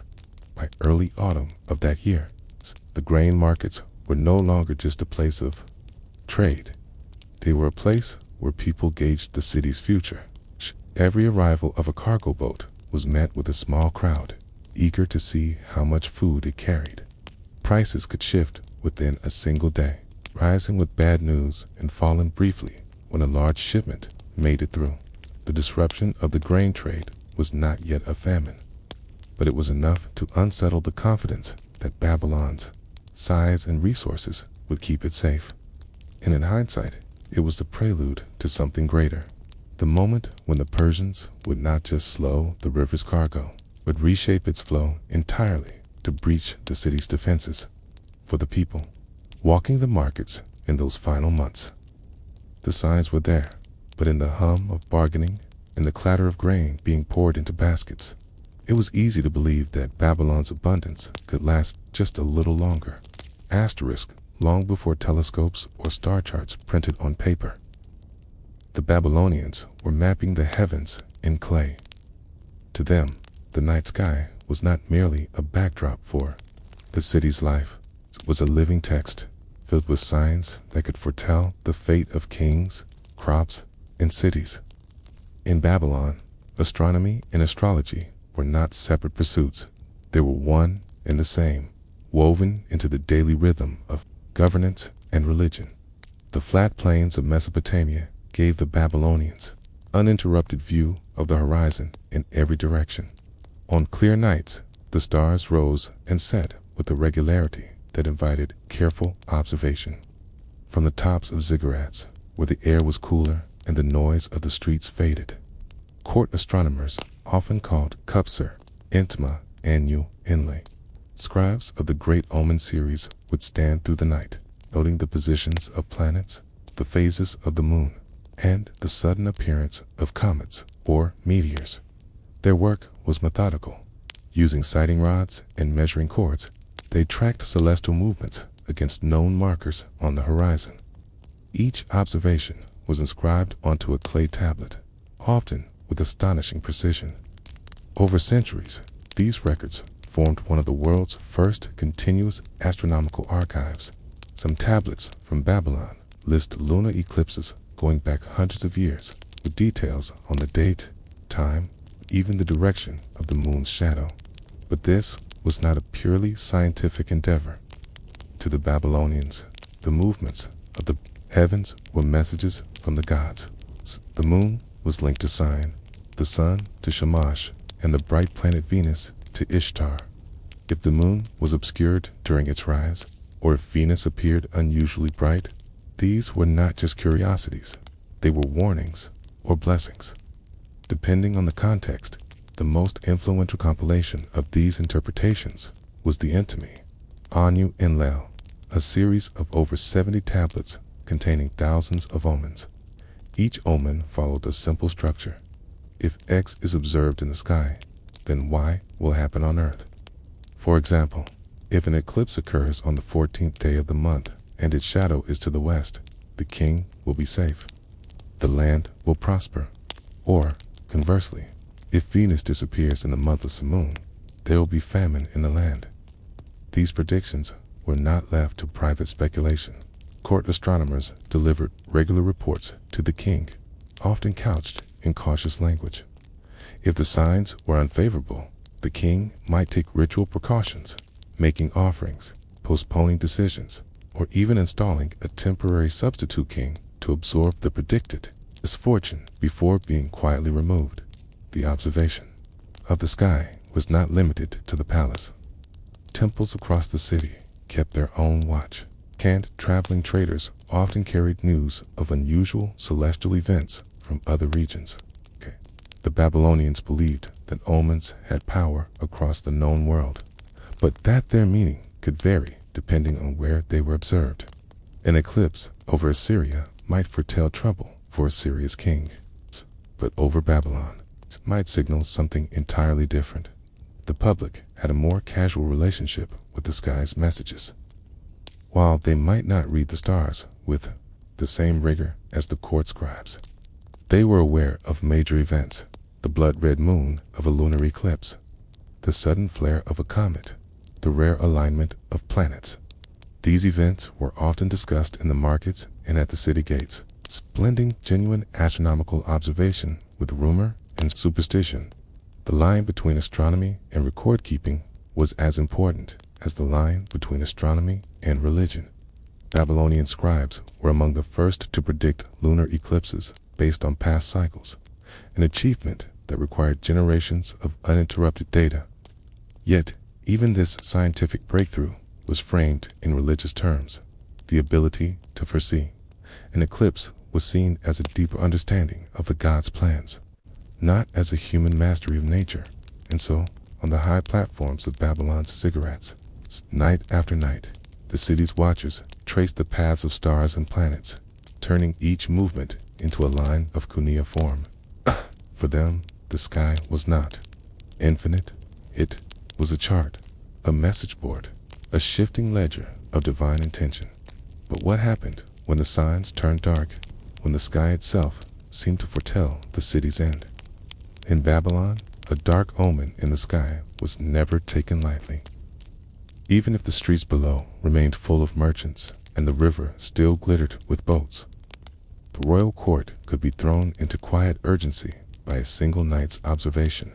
For the astronomers, the king's watchers of the heavens, the responsibility of interpreting such signs was both a duty and a burden.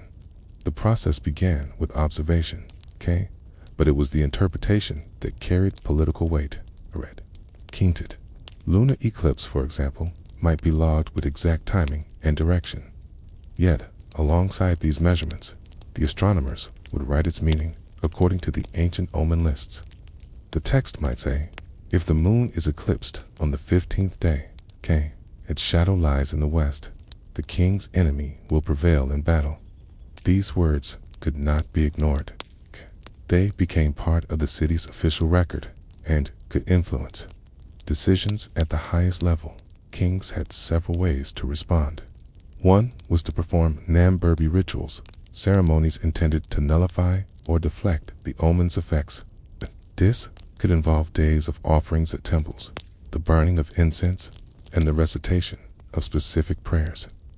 Another was the more dramatic act of appointing a substitute king, a man of humble status who would be dressed in royal garments, seated on the throne for a fixed period, and treated as the true king in the eyes of the omen.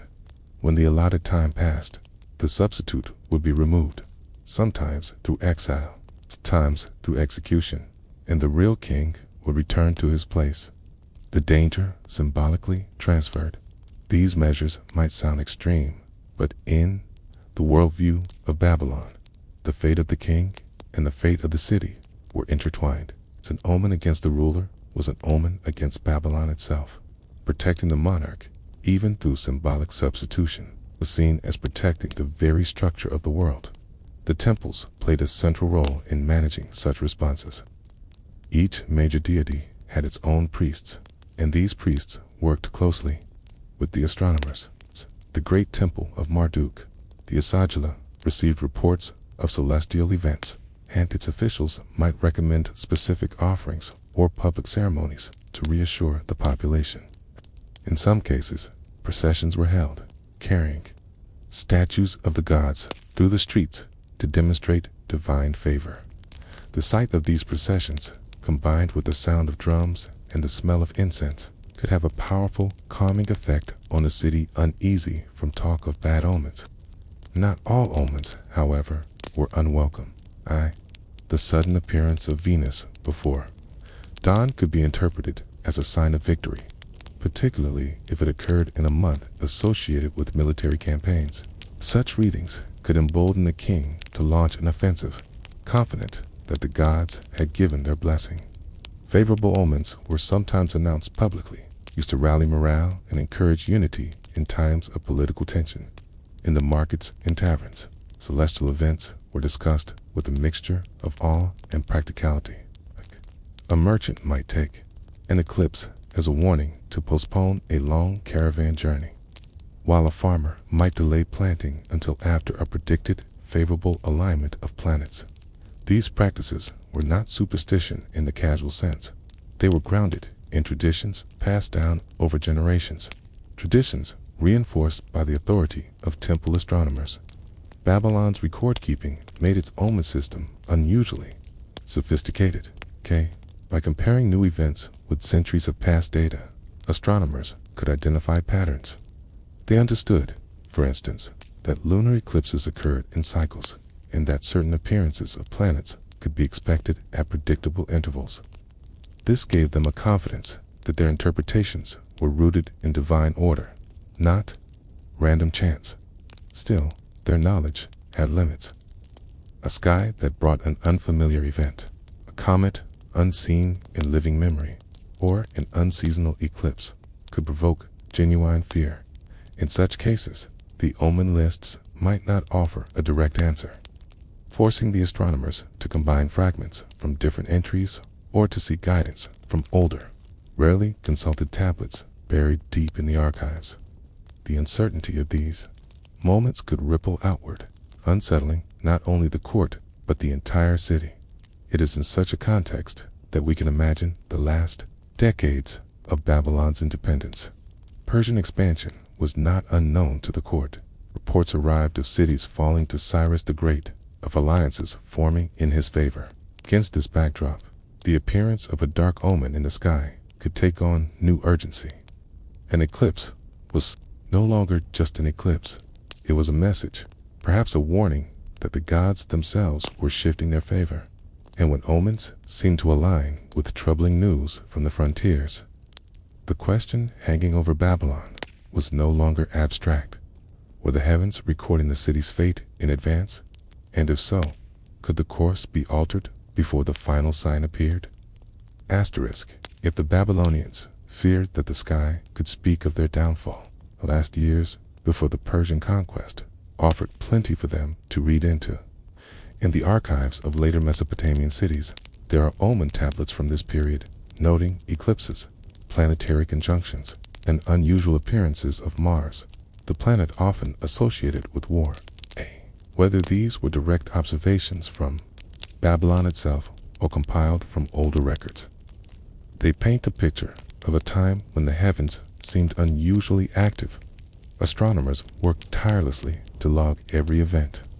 On certain nights, they would climb to the upper platforms of the great ziggurat at Anunnaki, where the air was clear and the horizon wide.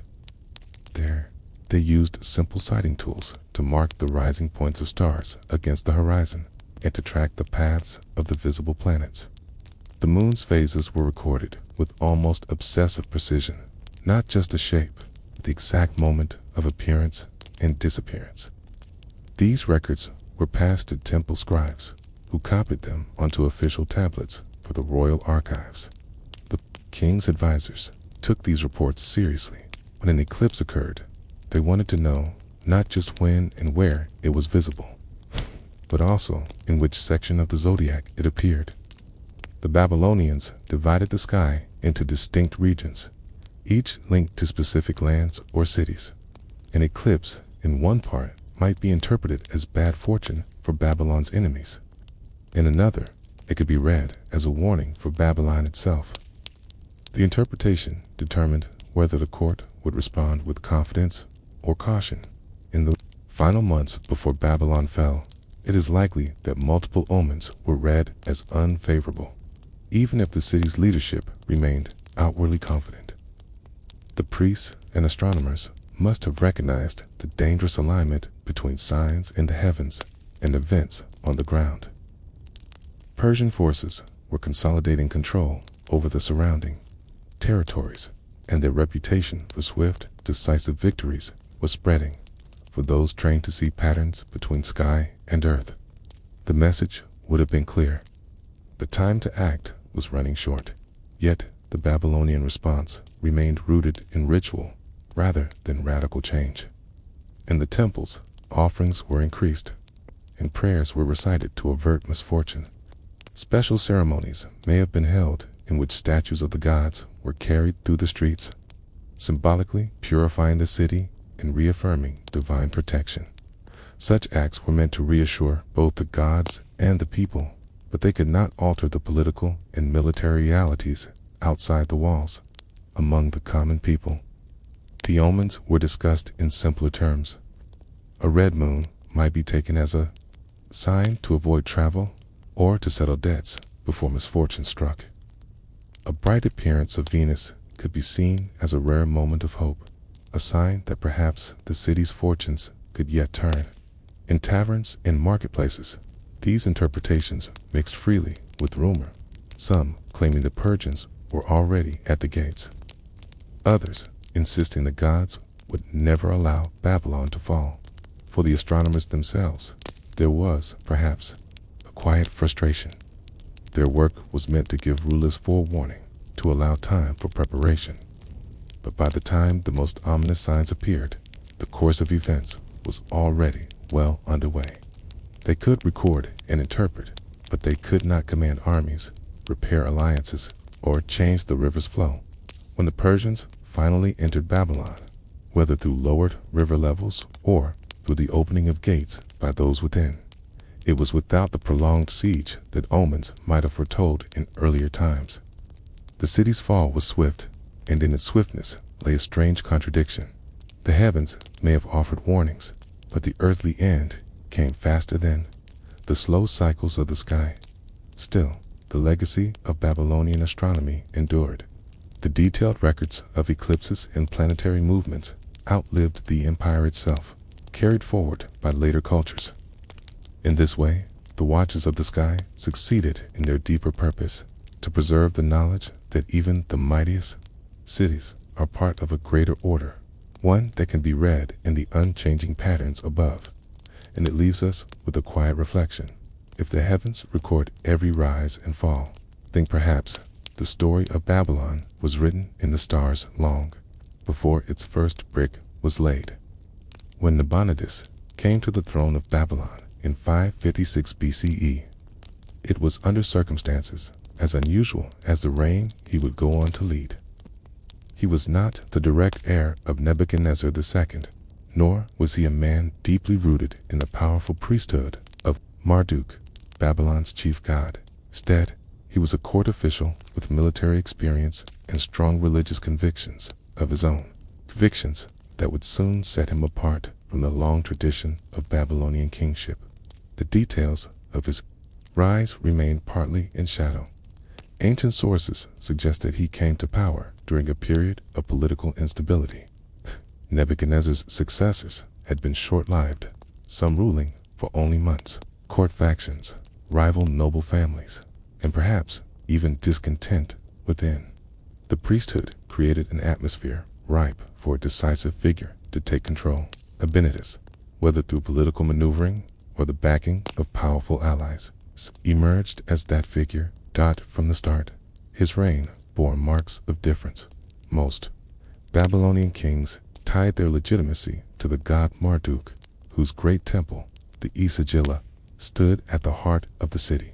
The king was expected to participate in annual rituals, especially the New Year festival.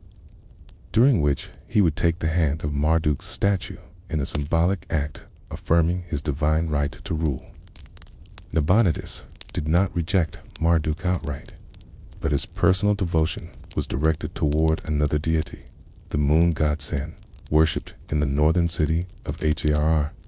This preference was more than a private belief. It shaped his public policies. Nabonidus restored and expanded the temple of Sin in Haran, poured resources into its upkeep, and promoted the moon god's worship across parts of the empire. For the priesthood of Marduk in Babylon, this was an unsettling departure from tradition. Their power rested not only on religious devotion, but also on the economic wealth of the Isagila temple and its estates. A king who favored another god threatened both their spiritual authority and their political influence. Despite this religious tension, Nabonidus began his reign with the usual tasks of a Babylonian monarch. He secured the empire's borders, maintained the city's monumental architecture, and ensured the flow of goods along the Euphrates and its canals. Records from the early years showed normal patterns of taxation, trade, and temple activity. In this sense, he was a competent ruler, but one whose interests were already leaning away from the ceremonial life of the capital. His fascination with Haran, the moon god Sin, led to one of the most debated decisions of his reign: his extended absence from Babylon. At some point, perhaps around 552 BCE, Nabonidus left the city and established himself in Tama, an oasis in what is now northwestern Saudi Arabia. The reasons for this move are not entirely clear. Some historians suggest it was a strategic decision to secure vital trade routes across Arabia. Others see it as a religious retreat, with Nabonidus seeking to promote Sin's worship far from the political entanglements of Babylon. Whatever his motives, the consequences were significant. He remained in Tama for nearly a decade, leaving his son Belshazzar to govern Babylon in his place. In the king's absence, the capital continued its daily life. Markets bustled, scribes recorded shipments, and temples carried out their rituals, but the absence of the monarch during the New Year festival was a profound break from tradition. Without the king to take Marduk's hand, the ritual cycle was incomplete, and the priesthood's authority felt diminished. This absence deepened the rift between Nabonidus and the Babylonian religious establishment, while Belshazzar managed the city's defenses and administration. The political relationship between crown and temple grew increasingly strained. Case, who had once been the king's ceremonial partners, now saw him as a ruler who had abandoned his sacred duties. Meanwhile, Nabonidus in Tama was not idle. Inscriptions suggest he fortified the oasis, built new temples to Sin, and integrated it into the Babylonian trade network. Tama's location made it a key hub for goods moving between Arabia, Mesopotamia, and the Levant. Controlling it meant controlling lucrative exchanges of incense, spices, and precious stones, resources that could enrich the empire, but also tied Nabonidus further to a world far from Babylon's walls. The unusual character of his reign, a king absent from his capital, promoting a god foreign to its central traditions, set the stage for the political vulnerabilities that would later be exploited by Cyrus the Great. For now, however, Nabonidus' rule remained intact, his absence tolerated, if not entirely approved. Babylon still stood strong, its walls unbroken, its river trade flowing. Yet under the surface, the balance between king, city, and temple was shifting. And in Babylon, shifts in balance rarely passed without consequence. What happens when a ruler's loyalty to tradition is questioned, not by enemies at the gate, but by the guardians of the city's own gods? The question of Nabonidus' loyalty to Babylon's traditions was not merely a matter of religious ceremony. It was a question that touched the very identity of the city. For centuries, the Neo-Babylonian kings had upheld a deeply interwoven arrangement. The monarchy derived legitimacy from Marduk, the high god of Babylon, and in return, The king honored the rituals and ensured the prosperity of the Esagila temple. The temple priests, in turn, reinforced the king's authority in the eyes of the people. By elevating the moon god Sen above Marduk, Nabonidus disrupted this arrangement. At first, the change may have seemed like a personal preference, but as the years passed, it became clear that his devotion to Sen influenced state policy. Resources that might have gone to the Esagila were redirected to rebuild Sen's temple in Haran and to construct new shrines elsewhere. Royal inscriptions celebrating Sen's power appeared alongside, and sometimes in place of, those honoring Marduk. This shift did not go unnoticed by the priesthood. The archives suggest an undercurrent of dissatisfaction in later sources, particularly the so-called first account of Nabonidus, written after the Persian conquest, portray him as neglectful of Marduk's cult. While these accounts may have been colored by later politics, they point to real tensions between the king and the religious establishment in Babylon. Nabonidus's long stay in Tama only magnified these tensions. Tama, with its strategic position on Arabian trade routes, was valuable for the empire's economy, but it was far removed from Babylon's ceremonial life. In Tama, Nabonidus could rule without the constant pressure of the Marduk priesthood, and he could more freely promote Sen's worship. He fortified the oasis, established administrative offices, and developed its role as a hub for incense, spices, and other goods flowing northward from Arabia. But while Tama flourished under his attention, Babylon operated in a state of partial detachment from its king. Belshazzar, his son and appointed regent, handled the city's day-to-day affairs. Belshazzar commanded the loyalty of the military and had enough authority to oversee tax collection, defense, and justice. However, he lacked the ceremonial legitimacy that only the king could provide, particularly during the New Year festival. The absence of the king during this festival was no small matter. Traditionally, the monarch was required to humble himself before the statue of Marduk, symbolically affirming that he ruled only with the god's approval. Without this act, the spiritual cycle of the city felt incomplete. Over time, this absence may have eroded the perception that the king ruled in harmony with the gods, a dangerous perception in a world where divine favor was seen as essential to a city's safety. Meanwhile, outside Babylon's walls, the geopolitical landscape was changing rapidly. Cyrus the Great of Persia was expanding his empire with both military skill and political acumen. His strategy often involved courting the support of local elites, particularly religious leaders, discontented with their current rulers. If the Marduk priesthood viewed Nabonidus as neglectful or even disrespectful, they might be open to the idea of a ruler who promised to restore the god's central place in Babylonian life. The irony was that Nabonidus may not have seen himself as undermining Babylon at all. In his inscriptions, he presents himself as a pious ruler favored by the gods, all the gods, not just Sen. He may have believed that expanding Sen's cult was part of a broader, inclusive religious vision, but in practice, his emphasis on one deity at the expense of Marduk shifted the delicate balance of political and religious power in the city. This shift had practical consequences. When the king was absent, the temple bureaucracy had more autonomy in managing its affairs. An influential priest could expand their authority without royal oversight.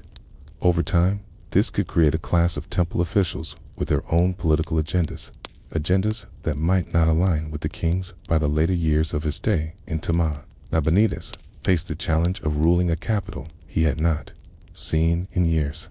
Communication was possible through messengers and written reports, but it could not replace the physical presence of the king in the palace and temple.